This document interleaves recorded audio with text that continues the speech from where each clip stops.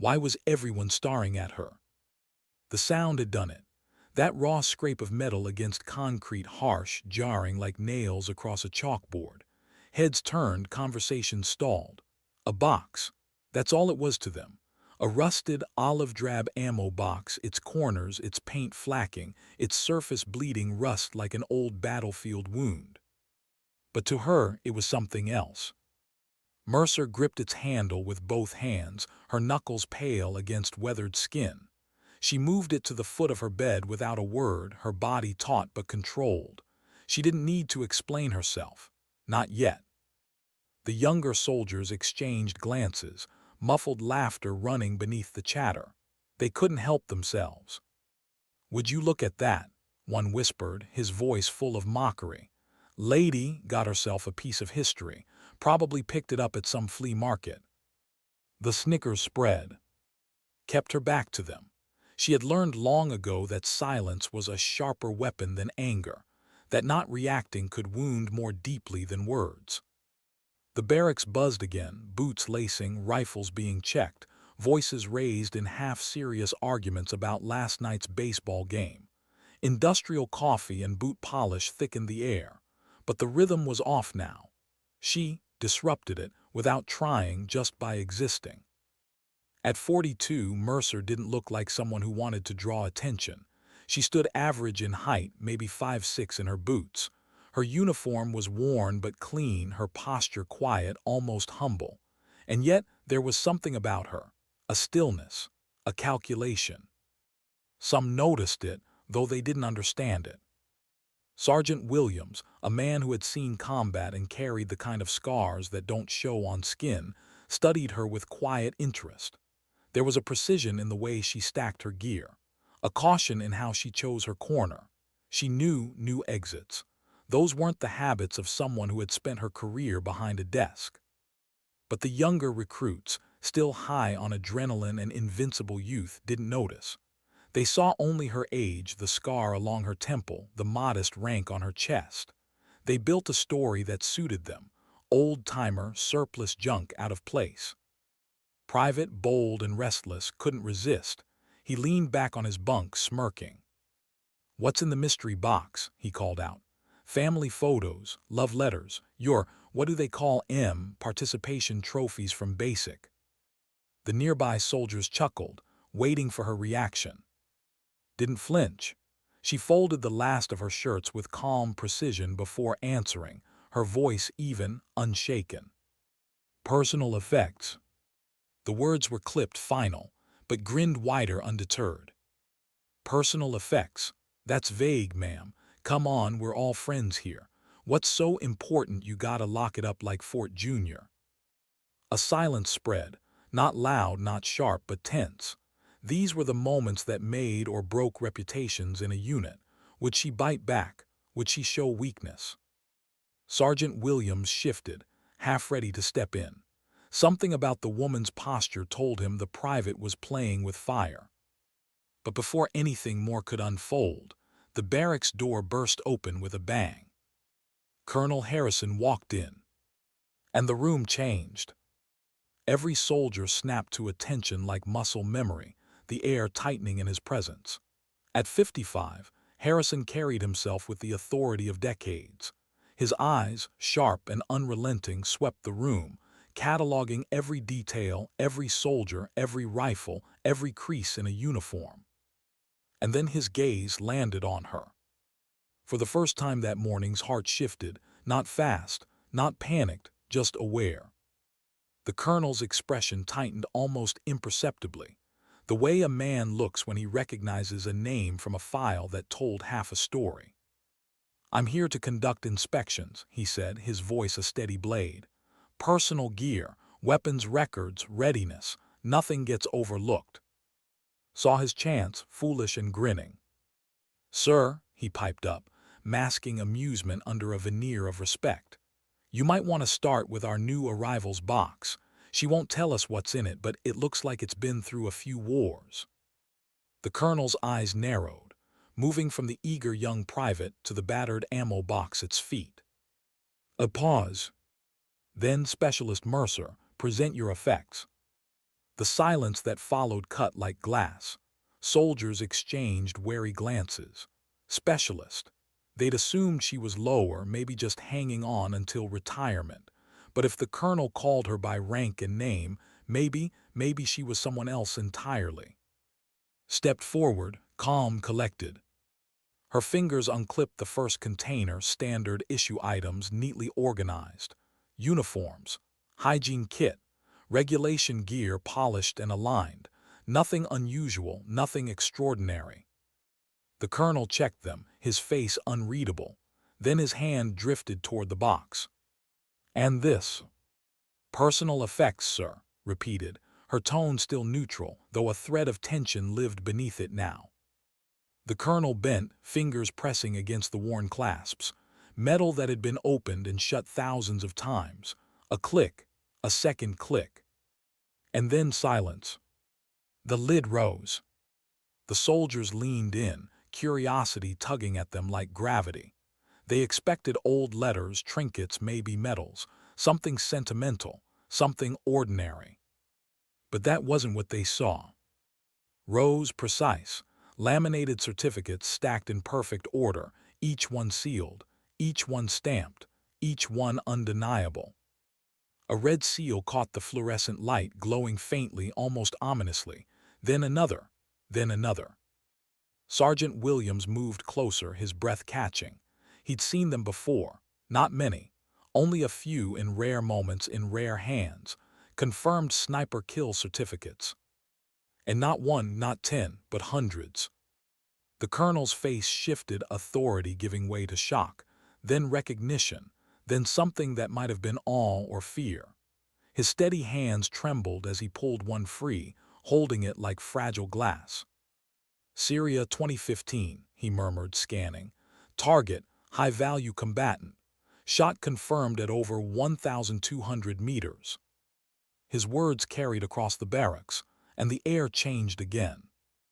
No one laughed now. The colonel set the paper back, his fingers brushing the next and the next.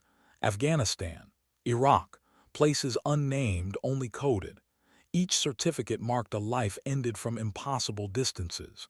Each one carried a story written in silence, precision, and blood. 283. He looked up, eyes locking with. A connection passed between them, recognition, not of rank, not of command, but of weight. The weight of doing what had to be done, again and again and again.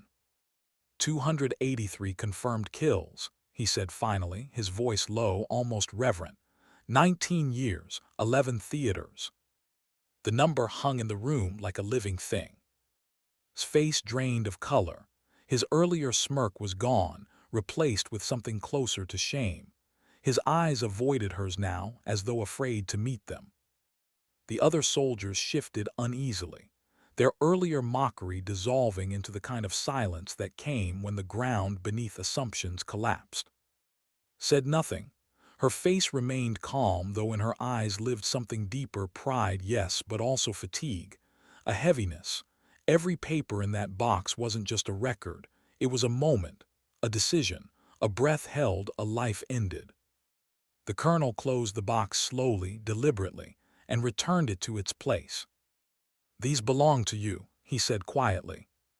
And in that moment, everything changed. The laughter was gone. The doubts, the whispers, the assumptions all burned away. What remained was silence, respect, and something else, something harder to name. Because they understood now. The woman they'd mocked, the woman with the rusted box, wasn't carrying relics. She was carrying history. She stood still, as if nothing extraordinary had happened. The box back at her feet, her posture straight, her gaze forward. But the air in the room was forever altered. No one spoke, no one dared. It was as if the barracks itself understood what the papers inside that box truly meant. And yet, even now, even as the colonel lingered with questions unspoken, there was something she hadn't told them. Not yet. Why did she still carry them? That was the question. The colonel had closed the box with deliberate care, but the weight of its contents lingered in the air, pressing on every soldier in the barracks. The number 283 echoed in their minds, not as statistics, but as something heavier, something harder to process. Mercer stood silent at attention, her expression unreadable. Inside, though, a quiet ache stirred. She had carried that box across continents, across wars, across years of nights when silence was her only companion. Every certificate was proof. Proof of precision. Proof of service. Proof of choices made when hesitation meant death. But proof also carried ghosts. She never told them that part. The colonel gave the order, "Carry on." His voice was steady, but his eyes lingered on for a beat too long, as though he wanted to ask her something but decided against it. He turned and left. Boots struck the floor, the door shut, and the barracks exhaled again. The chatter didn't return. Private himself with his gear, pretending to polish boots he hadn't worn yet. His earlier swagger had melted away, replaced by something like shame. Private looked down at his hands, fidgeting with nothing at all. Even the loud corporal had no words. Sergeant Williams crossed the room and crouched beside Bunk. He spoke low, so only she could hear. "Ma'am," he said carefully, "I apologize for what my soldiers said. They didn't know." His eyes flicked toward him, steady, unbothered. "No harm done," she answered softly. "They're young, they'll learn." Her words landed heavier than if she'd scolded them. Simple, final. She didn't need to explain, didn't need to defend. Silence had always been her ally. But as she returned to folding her gear, her thoughts drifted. Did they really not know, or was it that they couldn't imagine? For most soldiers, the battlefield was measured in weeks or months. A tour or two, memories they could file away, return from, compartmentalize. But for her, it had been life.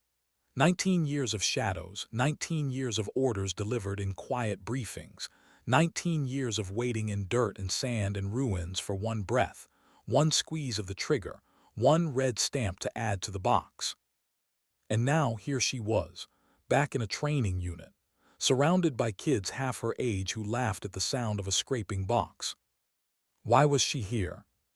Even she wasn't fully sure. That night she lay awake long after the barracks went quiet, boots lined in rows, rifles locked away, snoring breaking the silence here and there, and at the foot of her bed the box. Her scar itched faintly in the dark, that thin line running from temple to jaw. Kandahar, 2009. She remembered the night, the blast, the confusion, how she'd thought it was the end. Instead, it had become another mark, another reminder that survival wasn't always a gift. She closed her eyes. For a moment she could see it all again, the long barrels, the wind drifting sand across her scope, the stillness before a shot. The certificates in the box didn't tell those stories. They couldn't capture the weight of silence after a bullet found its mark. Sleep didn't come easy. It rarely did. The next morning, the barracks moved slower than usual. The soldiers glanced at her but looked away quickly, awkward and unsure. The box had changed her from a curiosity to a shadow in their midst, a reminder that war wasn't just a game played on screens. Private finally broke the silence. "Ma'am," he said, standing than he usually did, "I was wondering, would you consider teaching us? I mean not classified stuff, but maybe marksmanship, or discipline, the kind of things you know." All eyes shifted to her. Quiet interest, nervous, hungry. They wanted to know more, but not the stories, the skills, the how. Studied him for a long moment. Marksmanship wasn't just about steady hands. It was about steady hearts, patience, discipline, the will to make decisions under pressure. Was he ready for that? Were any of them? Still, she nodded once. "Marksmanship isn't about shooting," she said evenly. "It's about waiting, thinking, deciding. If you're ready for that, I'll teach you." The words settled like a challenge, and in that moment the soldiers shifted again. No more laughter, no more guessing. They knew she wasn't just another instructor, she was something else. Sergeant Williams lingered after the others dispersed. His tone was curious but respectful. "Permission to ask a question, ma'am?" She looked up. Why here, with your record, you could be anywhere. Special units, strategic command, why a training post?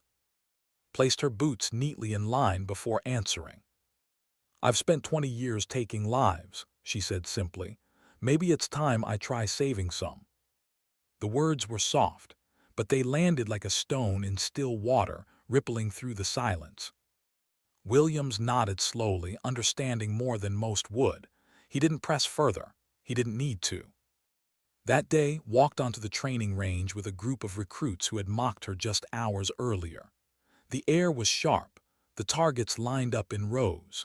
She carried her rifle with the same calm familiarity she always had, a part of her body more than a tool.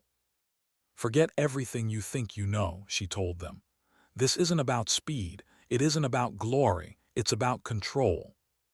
One by one, she guided them, adjusting a stance here, a grip there, teaching them not to fight the rifle but to breathe with it. Private struggled the most, his bravado crumbling under her quiet corrections. But he listened. For the first time since she'd arrived, he listened. Your ego will kill you faster than any bullet, she told him, eyes steady on his. Let it go. By the end of the session, the group's shots were, their focus sharper. They weren't snipers, not yet, not even close, but they were learning. And she was too. As she watched them, awkward, eager, flawed, something stirred in her that she hadn't felt in years. Not pride, not exactly, something gentler, something like hope. But hope was dangerous. She knew better than to hold on to it. Still, that night, as she cleaned her rifle and the box sat silent at her feet, she found herself thinking less about the red seals inside it, and more about the young soldiers who looked at her differently now. The certificates told one story, but maybe, just maybe, she was ready to write another. And yet, even as she drifted toward restless sleep, she knew the truth.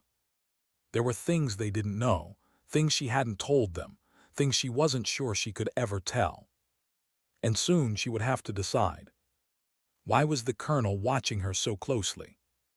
The question tugged at the edges of her mind as she stepped onto the range that morning. She could feel it, even if she didn't look at him directly. Colonel Harrison, standing at the edge of the gravel, arms folded, eyes sharp. He hadn't said why he was there. He didn't need to. His presence alone carried weight. The recruits stiffened under his gaze, their movements sharper, their hands clumsier. It was one thing to fire a rifle under the eye of a sergeant. It was another to do it while a full-bird colonel stood silently behind them. Ignored him, or at least she pretended to. Her focus remained on the soldiers, on shoulders tense with pride and fear, on steady but overthinking, on who had a spark she recognized, not talent but discipline, the kind of discipline that could grow into something rare. Breathe, she reminded them, her voice calm, deliberate. Not with your chest, with your body. Let the rifle rise and fall with you. If you fight it, you'll lose. Shots cracked across the range, sharp and uneven. Some targets bore clean holes. Others carried wild patterns, proof of nerves. She adjusted grips, nudged elbows, repeated the same mantra until it seeped into their movements. When missed wide, frustration tightened his jaw. She leaned in close, her voice low but steady. You want to impress me, she said. That's why you're missing. Stop trying to impress. Start trying to listen. His face flushed, but he nodded. His next shot landed closer to center. Behind them, Colonel Harrison said nothing, but she felt the weight of his silence pressing. Hours later, when the last rifles were cleared and the range fell quiet, he finally spoke. Specialist Mercer, a word. She dismissed the recruits. They filed off, whispering nervously, casting glances back as though they wanted to know what the colonel would say but didn't dare linger. Harrison led her to the small office by the armory, sparse, metal desk, 2 chairs, motivational posters peeling at the edges. He gestured for her to sit but remained standing. I've been reviewing your record, he said at last. His voice carried no accusation, no warmth, only analysis. The version I have access to, at least, it's incomplete. clasped her hands in her lap, calm. Most of my operations were classified above your clearance level, sir. It wasn't arrogance, it was fact. He studied her for a moment, eyes narrowing as though weighing how much of her truth could be guessed at. What I can see, he continued, suggests you've been involved in some of the most sensitive operations of the last 2 decades.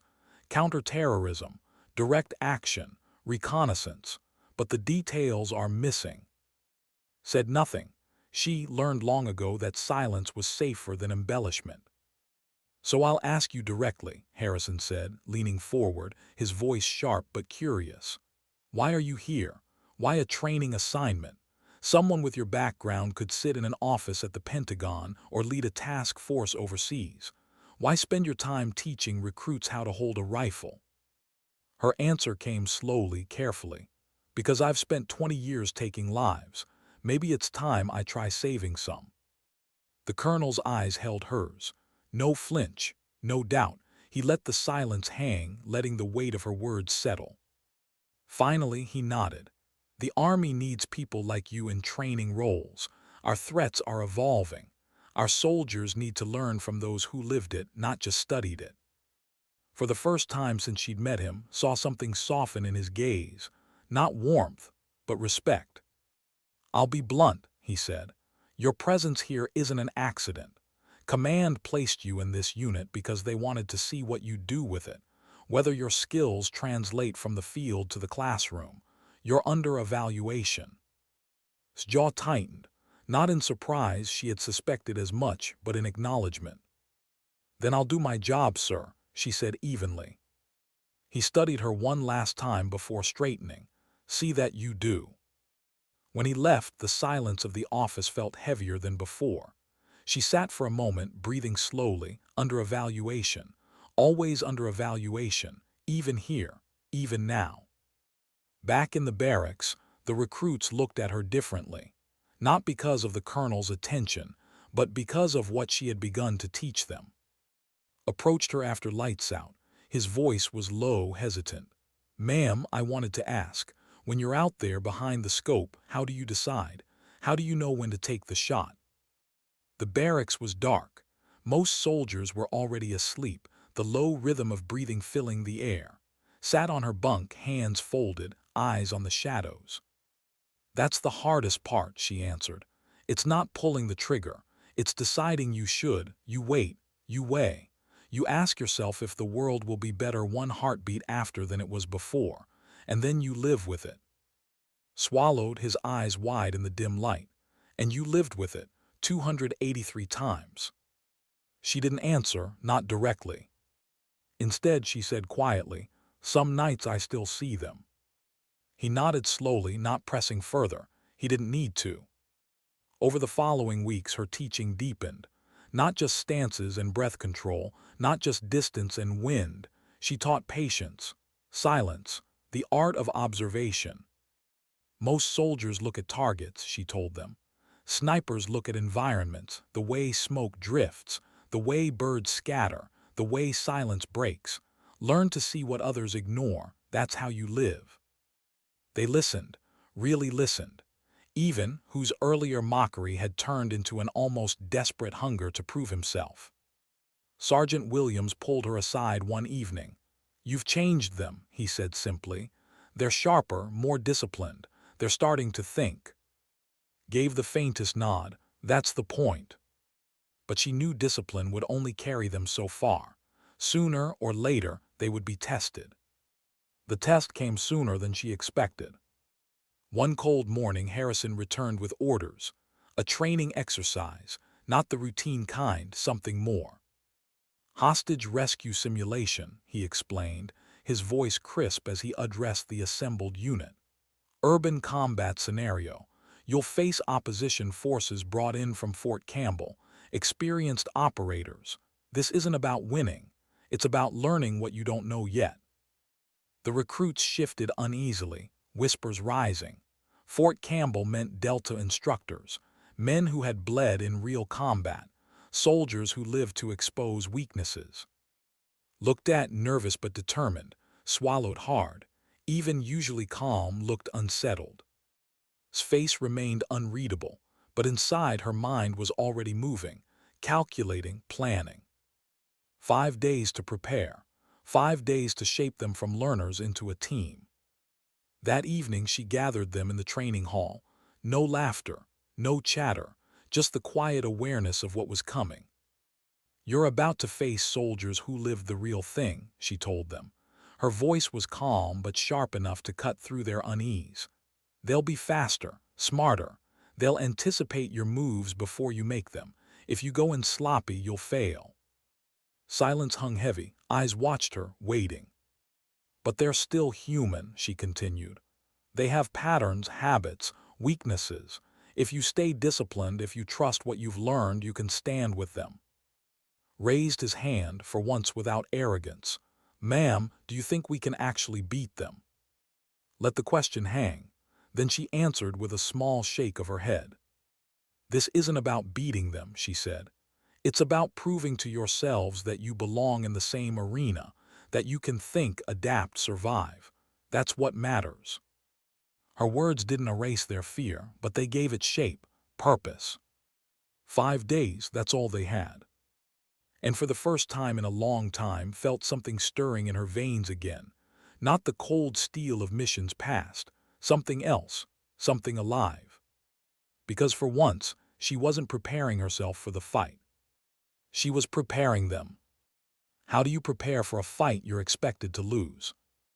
That was the question hanging in the air the next morning as walked into the training hall. The recruits were waiting, restless, their nervous energy leaking through bouncing knees and darting glances. They knew what was coming. They'd heard the stories of Fort Campbell operators, ghosts in flesh, men who could break units twice their size with precision and speed. She scanned their faces, jaw tight, pretending not to be afraid, steady but with the weight of expectation pressing on his shoulders, quiet, calculating, his eyes always a step ahead of the others. 5 days.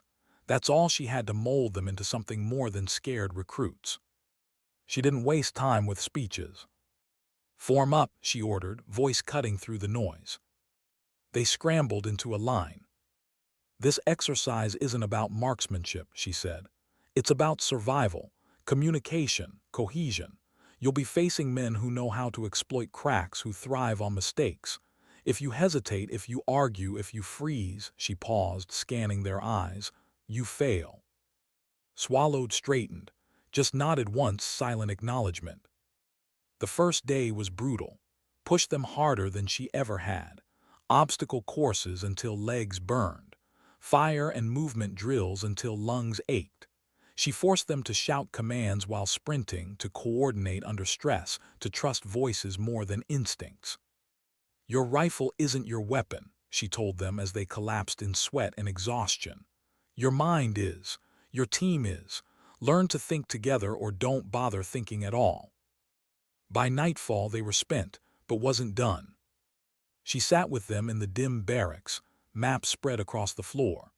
The urban training site was complex, multiple structures, choke points, hidden angles. She guided their eyes across it like a teacher guiding children through words. "Don't just see buildings," she said. "See stories. Where would you hide if you were hunting? Where would you run if you were prey? Every wall speaks. Learn to hear it." Traced a finger across one corridor. "If they pin us here, we're finished." "Then don't be there," replied. "Anticipate, be where they don't expect you to be. That's how you survive." The second day she sharpened their marksmanship under pressure. Not single shots at paper targets, moving drills, split-second decisions, friend or foe, civilian or combatant. Faltered, firing too quickly, tagging a civilian silhouette. His curse echoed across the range. His voice cut sharp. "Your impatience just killed an innocent. Slow down, think." His face burned, but he nodded. This time he listened. That night when the others slept, lingered by her bunk, his voice was low, hesitant. "Ma'am, I was wrong about you. When you first got here I thought you were—" He stopped, searching for words. "I didn't know." Looked up from her rifle, cleaning cloth in hand. "You weren't supposed to know." I guess I didn't want to learn either, he admitted, but I do now. For the first time saw sincerity in his eyes. Not bravado, not arrogance, just hunger. Then prove it, she said softly. The third day she tested their patience. Hours of silence in concealment positions, sweat dripping, muscles cramping, no movement, no talking. Combat isn't just gunfire, she whispered. It's waiting. It's knowing when not to act. Discipline isn't glamorous, but it's survival. Shifted, restless. She didn't need to call him out. He corrected himself. That was progress. By the fourth day, cracks began to show. Arguments flared, snapped at overcoms, grew frustrated when his teammates missed cues. Didn't intervene. She watched, arms folded, letting them stumble, letting the friction rise. When tempers boiled over, she finally stepped in. You think Delta will wait while you bicker, she demanded, her voice a sudden thunder. You think they'll pause while you point fingers. No, they'll tear you apart. You either fight as one or you don't fight at all. The room went silent, shame on their faces, but also determination. They started again, this time cleaner, quicker, together. That night sat alone at the edge of the range. The stars stretched cold above her, the air sharp with pine and dust. She thought about her own training years ago, the endless drills, the mentors who had broken her down to build her again. She had hated them at the time. She had resented the silence, the demands. But without them, she wouldn't have survived her first deployment. Now she was the one holding the weight, breaking them down, building them up. But the difference was clear. She wasn't training them to kill. She was training them to live. The fifth morning arrived gray and wet. Drizzle hung in the air, soaking uniforms, making boots slick on the gravel. The perfect rehearsal for chaos. Gathered them one last time. Their faces were pale with exhaustion but sharper, focused. Remember this, she said. You're not fighting Delta tomorrow. You're fighting yourselves, your fear, your hesitation, your pride. Beat those and the rest will follow.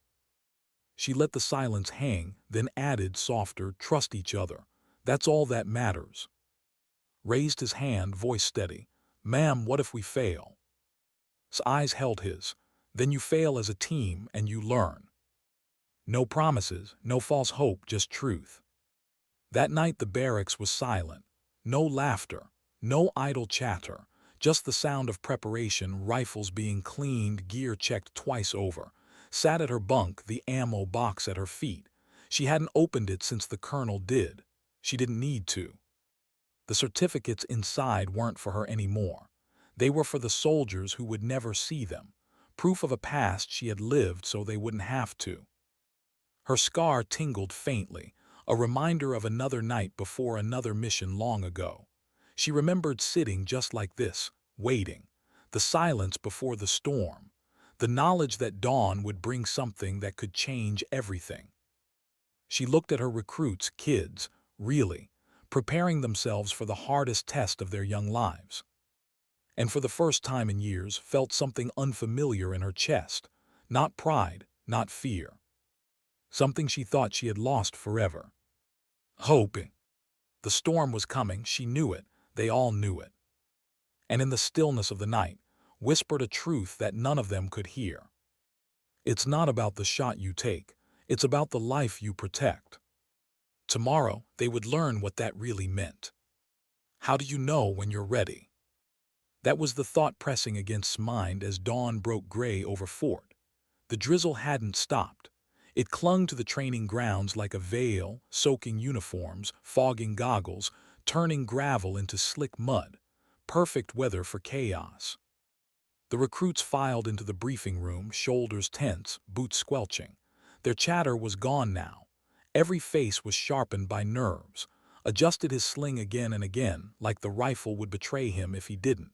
His jaw was clenched so tight wondered if he'd crack a tooth. Was silent, his eyes restless, scanning the room as though memorizing every detail. Then the Delta Force instructors arrived.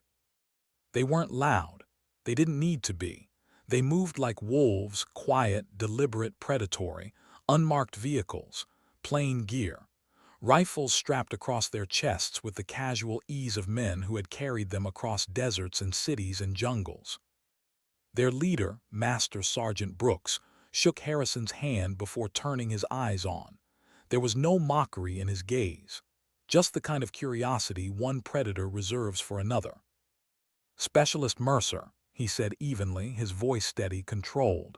"I hear these are your soldiers." His expression didn't shift.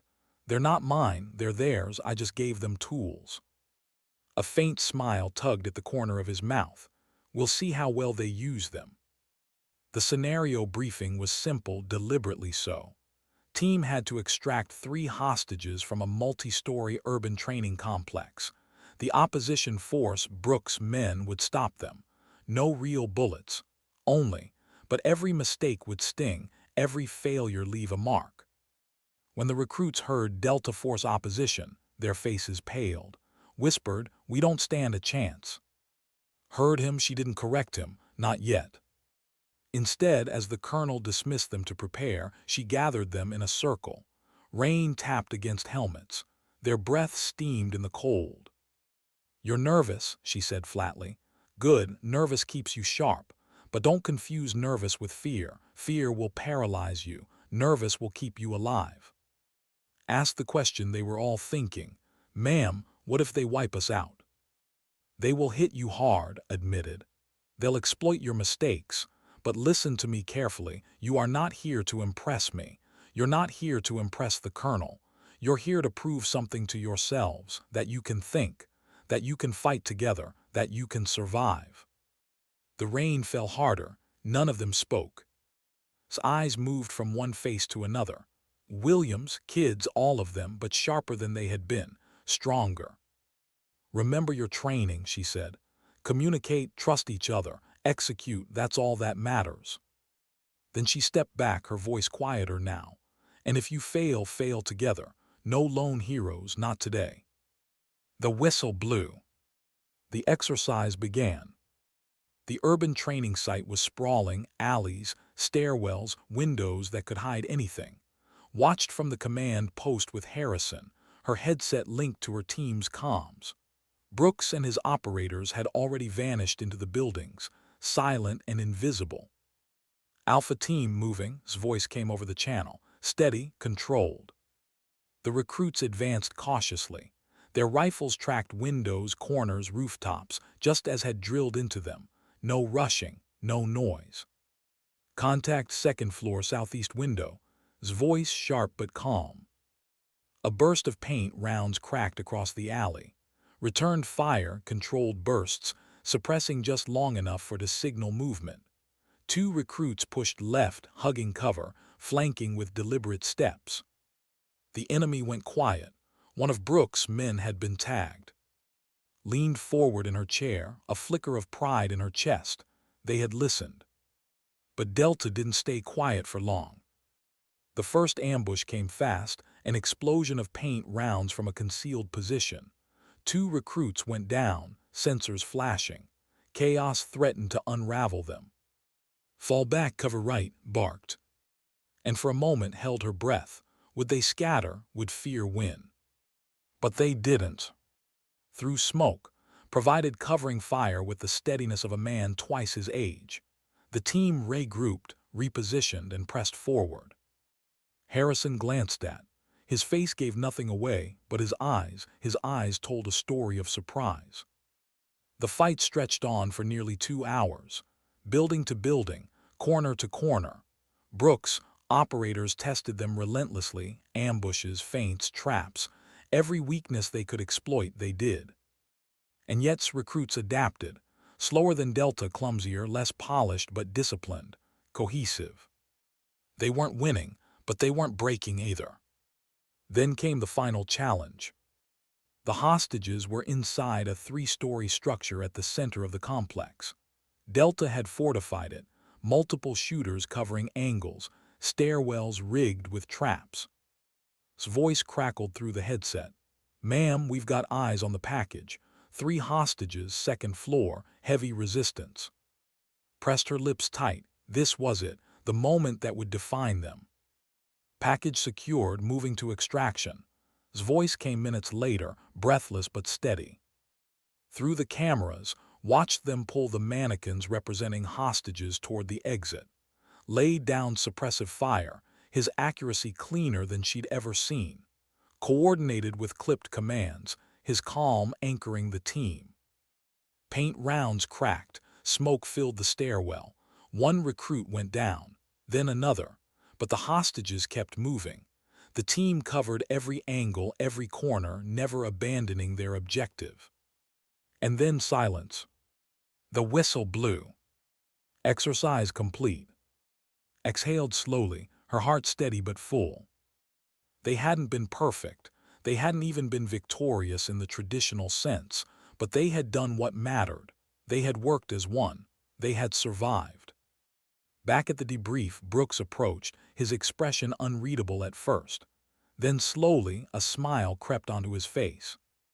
"Specialist," he said quietly, "I've been running these evaluations for years. I've never seen a training unit move like that. Your people aren't polished, but they're disciplined, focused. That doesn't happen by accident."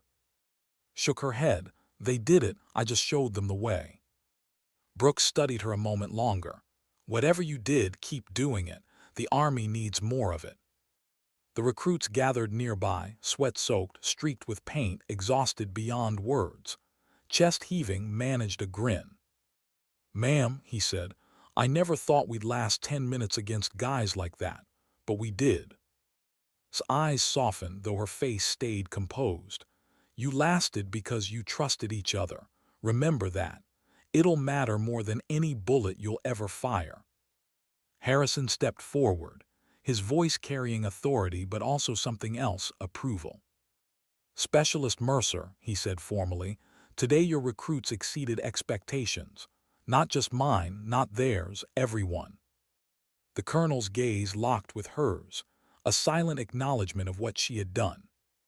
And in that moment, surrounded by exhausted recruits and watching the rain fade to mist, understood something she hadn't in years.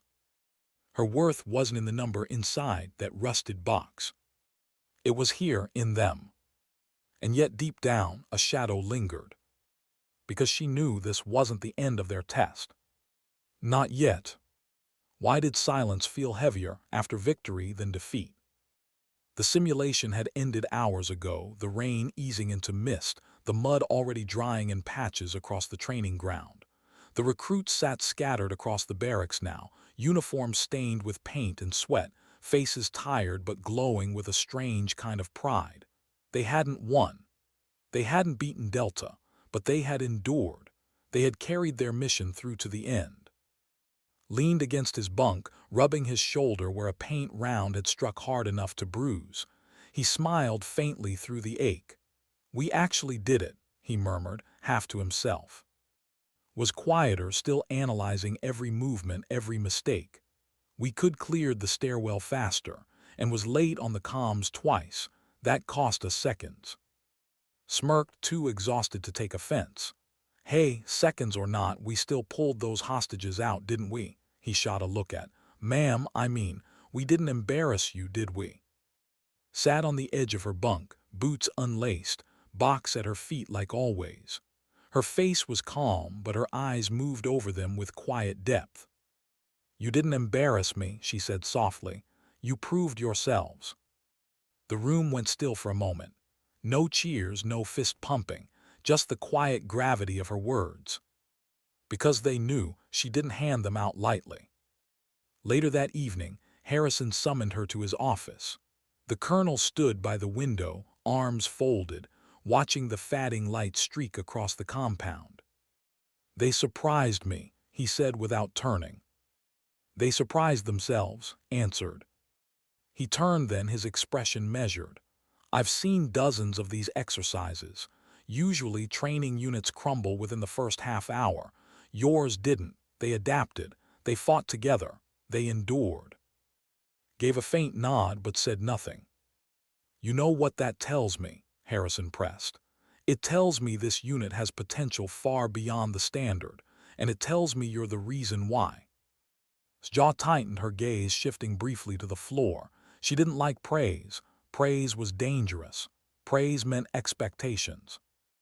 The colonel studied her in silence for a moment before speaking again. I've been contacted by command. They want to know if you'd consider moving into a permanent instructor role, training advanced units, passing on what you know to the next generation. The words hung heavy in the room. Permanent instructor, passing on what you know. Didn't answer right away. Her mind flashed to the box at her feet. 283 certificates, 283 lives. Was that really what she wanted to pass on? She finally said quietly, "I'll think about it." Harrison gave a small nod as though he expected no more. "That's all I ask." When she returned to the barracks, the recruits were waiting, not for orders, not for drills, just for her. Stepped forward, awkward but earnest.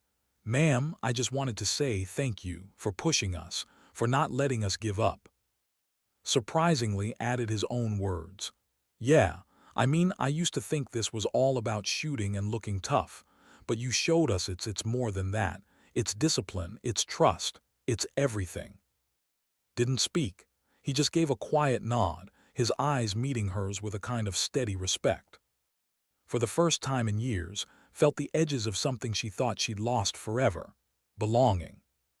But belonging carried a cost. That night she sat alone, the barracks dark, her recruits asleep. The box rested where it always did. She opened it slowly, her fingers brushing over the certificates, each one stamped, each one undeniable. Her hand hovered over one in particular. Afghanistan, 2007. A hillside, wind screaming across the valley. The target's face burned into her memory. She had waited 4 hours in silence for that one shot, and when it came she took it, clean, precise, final. The certificate recorded the distance, the name, the mission, but it didn't record the sound of silence after. It didn't record the way the valley seemed to exhale, the way her chest had felt hollow. 283 times, and yet everyone still lived inside her. She closed the box, slowly, deliberately, because she couldn't let them see, not yet. The next morning, Harrison addressed the unit. Commendations were given. The recruits stood than they ever had, their faces marked by the kind of pride only earned through hardship. But when his speech ended, Harrison called her aside once more. "Mercer," he said quietly, his eyes holding hers, "Command will want a decision soon. But I'll ask you now, do you want this? Do you want to keep teaching? Or do you want something else?" Looked out across the training field. Her recruits were laughing together now, joking about paint rounds and bruises. They were alive. They were learning. "I don't know what I want," she admitted honestly. And that was the truth. Because the more she taught them, the more she realized how heavy her past truly was, and how dangerous it might be if she let it define her future. That night found her sitting outside, staring at the stars. "Ma'am," he said carefully, "can I ask you something?" She didn't look at him, but her voice was gentle. "Go ahead." "Do you ever regret it, all the missions, all the shots?" The air was cold, the silence heavier than his question. Finally she said, "Regret isn't the right word. You don't regret breathing even when the air hurts. You don't regret surviving even when others don't. What you feel is weight, a weight you carry every day, and some nights it's heavier than others." Nodded slowly, his young face absorbing a truth he hadn't lived yet. "Do you think it ever gets lighter?" His eyes lifted toward the stars, their cold brilliance unyielding. "Not lighter, but you learn to carry it differently." He didn't ask more, he didn't need to. When he left, sat alone again, her scar catching the faint moonlight, her box resting quietly at her side. And for the first time, she wondered if teaching these young soldiers wasn't just about saving them. Maybe it was about saving herself. Still, she knew there was something she hadn't told them, something darker, something heavier. And she wasn't sure how long she could keep it hidden. Why did the envelope look so familiar? It was waiting on her bunk when she returned from the range, thick, official, marked with a red stripe across the top.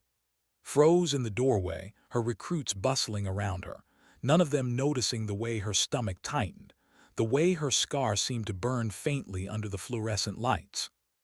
She picked it up slowly. No name, no return address, just the seal she knew too well. Classified. Her fingers traced the edge. The last time she had seen an envelope like this, it had been a mission file. 19 hours later, a man was dead in a desert compound.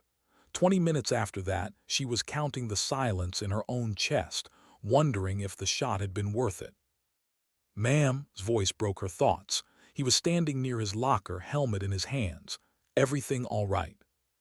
She forced her voice steady. "Fine, just paperwork." But the way he looked at her said he didn't believe it. That night after lights out, she opened the envelope under the dim glow of her reading lamp. The pages inside were crisp, clinical.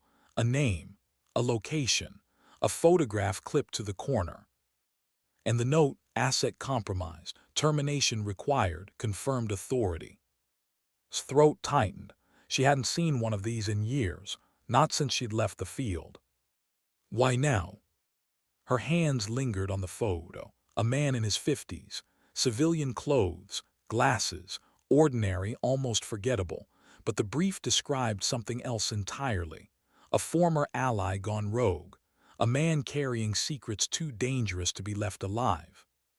Her orders were simple, the kind of simple that carried no soul. Terminate, confirm, disappear. She closed the file, slid it back into the envelope, locked it in the rusted box.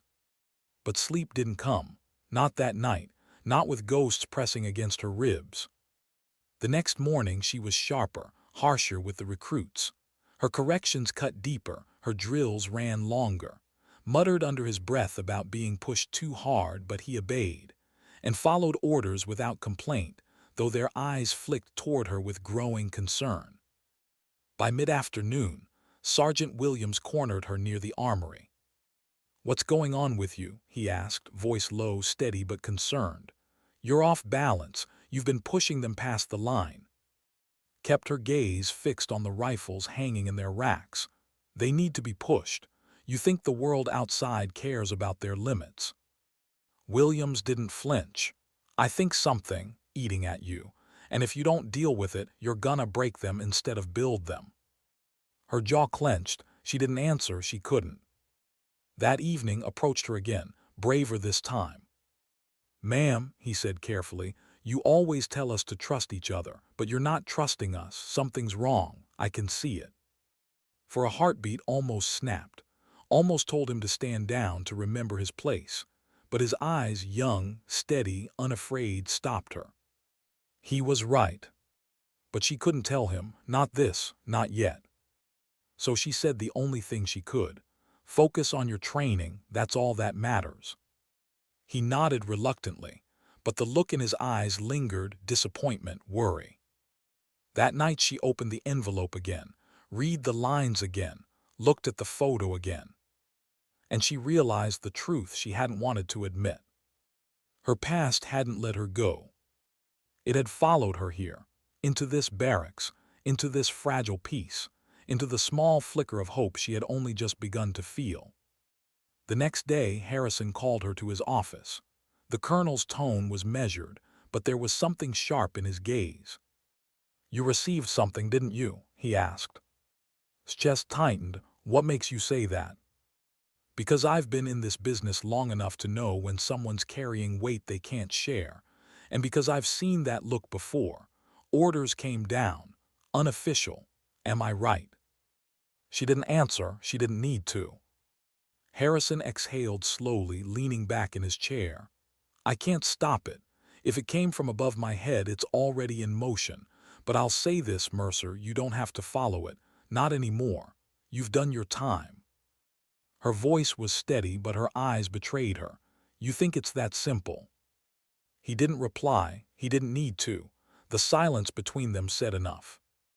Back in the barracks, she watched her recruit sleeping, sprawled across his bunk, a smirk still faint on his face even in dreams.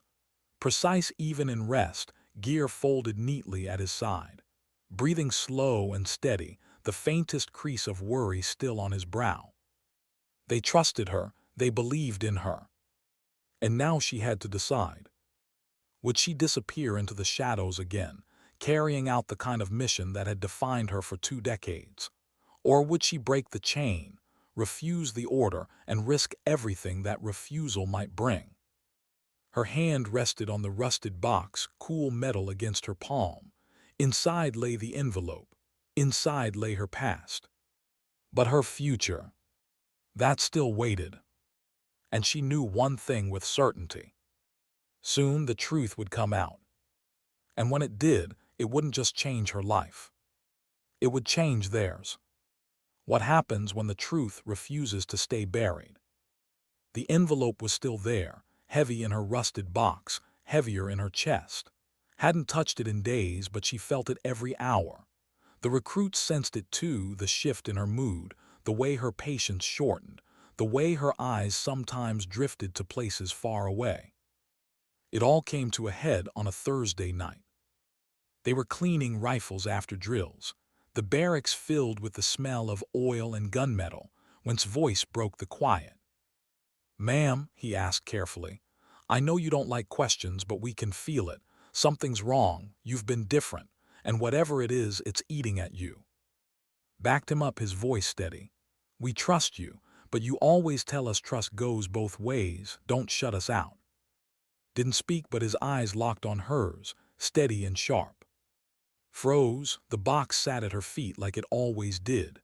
For a moment she thought about brushing it off again, about deflecting, about burying it deeper. But when she looked at their faces, tired, bruised, but alive, she knew she couldn't. Not anymore. She opened the box. The scrape of metal silenced the room, every soldier looking up. She lifted the envelope, laid it on the table. The recruits leaned in, curious, nervous, uncertain. "This came to me last week," she said quietly. "It's a mission file, a termination order. They want me back in the field." The recruits exchanged glances, shock flickering in their eyes. "You mean after everything?" asked. "After they stuck you here to train us?" Nodded once.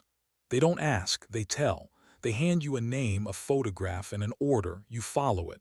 That's the job. That's what I did for 19 years. Swallowed hard. "Are you going to do it?" The question hung heavy in the room. Didn't answer immediately. Her fingers traced the edge of the envelope, her scar catching the light. "I don't know," she admitted. "Part of me wants to refuse, to walk away, but part of me doesn't know who I am without this." The silence that followed was different from any before. Not mocking, not tense, just human. Finally spoke, his voice calm but cutting. "You told us the shot isn't the hard part. The decision is. So maybe this is just another decision." Looked at him, surprised by the weight of his words. "Maybe it's not about the order they gave you," continued. "Maybe it's about the order you give yourself." The words hit her harder than she expected. That night she sat awake long after they slept. She opened the file one last time. The man's photo stared back at her, ordinary face hiding extraordinary danger. She thought about the 283 names in her box. She thought about the recruits' faces, their trust, their future. And she knew. The next morning she went straight to Harrison's office. The colonel was already at his desk, reading reports, his coffee steaming beside him. He looked up when she entered, his eyes narrowing at the envelope in her hand. "I'm not doing it," said simply, placing the file on his desk. The colonel studied her in silence. "You know what that means. Refusing a classified order isn't just insubordination, it's career suicide. Worse." "I know," she said. Her voice didn't waver. "Then why?" His eyes didn't leave his. "Because I've carried enough ghosts. Because I've taught them," she gestured toward the barracks outside, "that discipline means knowing when not to pull the trigger. If I take this mission, I'm telling them everything I taught was a lie. And I won't do that." For a long moment, Harrison said nothing. Then slowly, he closed the file and slid it into a locked drawer. "I can make this disappear," he said quietly. But you didn't hear that from me. Shoulders eased, though the weight didn't vanish entirely. Thank you, sir. The colonel's eyes softened for the first time. No, Mercer, thank you. When she returned to the recruits, their eyes searched hers, waiting. Well, asked, trying to mask his nerves with bravado, what did you decide? Met each of their gazes in turn. I turned it down. Exhaled in relief, gave a faint, approving nod, grinned, though his eyes glimmered with something deeper, respect. Why, he asked. His voice was steady, calm, but heavy with truth. Because sometimes strength isn't about what you do, it's about what you refuse to do, and because you deserve better than a teacher who can't follow her own lessons. For the first time, the recruits smiled without hesitation, not because they thought she was perfect, but because they knew she was human. That night the barracks was quieter than usual. No laughter, no tension, just peace. Sat on her bunk, the box at her feet as always, but this time she didn't open it. She didn't need to. The certificates inside told one story, but her story wasn't over. Not yet. She looked at her recruits, sleeping, dreaming, breathing, and felt something shift in her chest. Not pride, not regret, something simpler. Redemption. And as the lights hummed softly above, Mercer whispered to herself words no one else would ever hear. Sometimes dignity doesn't speak, it simply acts. The rusted box stayed shut, the ghost stayed inside. And for the first time in years, she felt lighter.